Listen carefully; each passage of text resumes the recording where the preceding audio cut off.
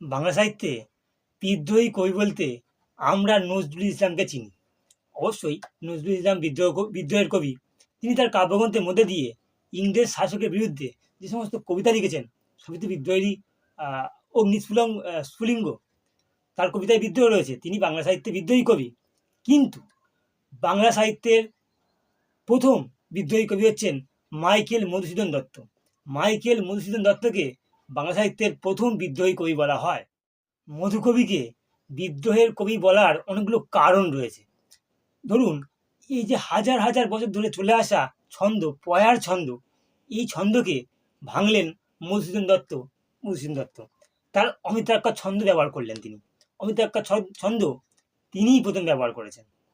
আবার তার সৃষ্ট চরিত্রগুলো যদি দেখা যায়, তাহলে দেখব সেখানেও একটা বিদ্রোহের সত্তা রয়েছে। এই যে দেব মহিমা, চরিত্রের মধ্যে দেবতার মহিমা, এই রীতি ভাঙলেন কিন্তু মাইকেল মধুসূদন দত্ত তার মেঘনাদবধ কাব্য দিয়ে। মেঘনাদবধ কাব্য যদি দেখি, তাহলে সেখানে দেখব নায়ক কিন্তু রাম নয়, রাবণ নায়ক হয়ে যাচ্ছে। রাবণ মূল চরিত্রে বা মূল কাব্যে রাম নায়ক, সেখানে সম্পূর্ণটা বদলে গেল, গিয়ে হয়ে গেল রাবণ নায়ক।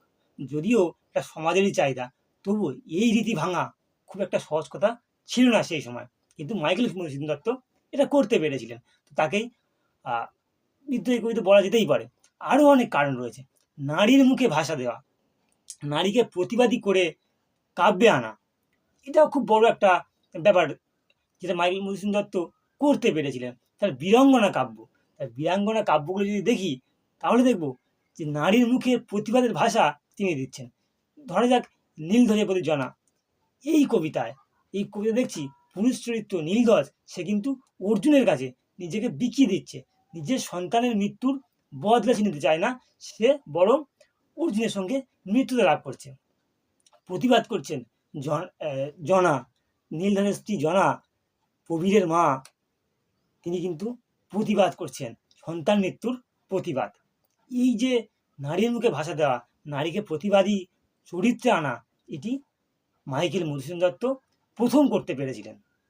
আবার ব্যক্তিগত জীবনেও তিনি ছিলেন প্রতিবাদী। সমকালীন সমাজকে তিনি খুব একটা মানতে পারেনি।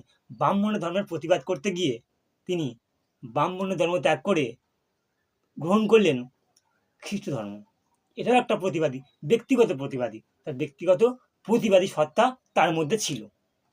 সব দিক থেকে বিচার বিশ্লেষণ করে মাইকেল মধুসূদন দত্তকে বাংলা সাহিত্যের প্রথম প্রতিবাদী বা বিদ্রোহের কবি